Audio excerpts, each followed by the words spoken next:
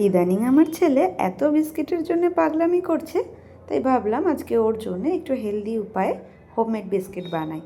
প্রথমেই 1 চামচ ঘিকে খুব ভালোভাবে মেল্ট করে নিয়ে তার মধ্যে অ্যাড করছি 4 চামচ আটা, 2 চামচ সোকড আলমন্ড বাদাম একটু গ্রেট করে নিয়েছিলাম। তারপর অ্যাড করলাম 2 চামচ ইনস্ট্যান্ট ওটস, 1 চামচ বেকিং পাউডার, 1 চিমটে নুন। সব শুকনো উপকরণগুলোকে খুব ভালোভাবে একটু মিশিয়ে নেব। সব কিছু মিশে গেলে অ্যাড করছি 1 চামচ ভ্যানিলা এক্সট্র্যাক্ট। এরপর অল্প অল্প দুধ দিয়ে ডোটাকে মেখে নেব। ডোটা খুব শক্তও হবে না, আবার খুব নরমও হবে না, মোটামুটি থিকনেসের একটা ডো রেডি করে অ্যাড করছি বড় চামচের 2 চামচ ডাবরের হানি। আমি চিনি ইউজ করছি না, হেলদি উপায়ে বানাবো, তাই মধু দিয়েই বিস্কিটটাকে বানাচ্ছি। সব কিছুকে খুব ভালোভাবে মেখে নিয়ে আরও 10 মিনিটের জন্য একটু রেস্টে রেখে দেবো। ডোটাকে এভাবে হাত দিয়ে একটা মণ্ড তৈরি করে একটা ঢাকা চাপা দিয়ে 10 মিনিটের জন্য রেস্টে রেখে দিলাম।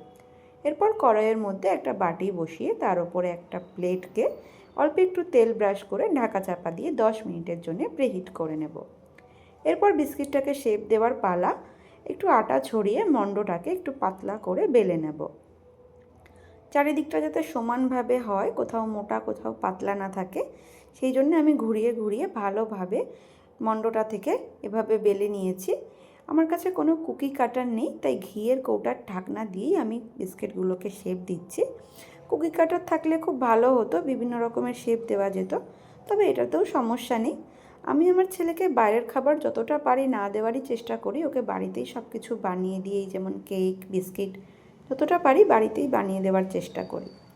আমার কুকিজগুলো অলরেডি কাটা হয়ে গেছে।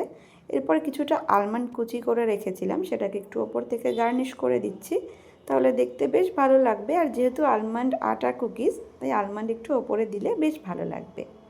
এরপর আমার কড়াইটা প্রিহিট হয়ে গেছে, এবার বিস্কিটগুলোকে একে একে প্লেটের উপর সাজিয়ে দিচ্ছি।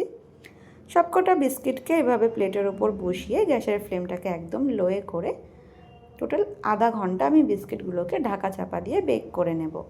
কেক হতে মোটামুটি 45 মিনিট সময় লাগে, তবে বিস্কিটটা তার আগেই হয়ে যায়। আধ ঘন্টা পরে আমার বিস্কিটগুলো একদম রেডি হয়ে গেছে। একটু ঠান্ডা হলে আমি প্লেটের মধ্যে নামিয়ে নিচ্ছি বিস্কিটগুলোকে। খুবই ক্রাঞ্চি হয়েছে বিস্কিটগুলো, তো বাইরের প্রিজারভেটিভ বিস্কিট বাচ্চাদের না দিয়ে এভাবে বাড়িতে হেলদি উপায়ে হোমমেড বিস্কিট বাচ্চাদের আপনারাও দিতে পারেন, খুবই ভালো হয় খেতে। আজকের আমার এই বিস্কিটের রেসিপিটা কেমন লাগলো অবশ্যই কমেন্টে জানাবেন।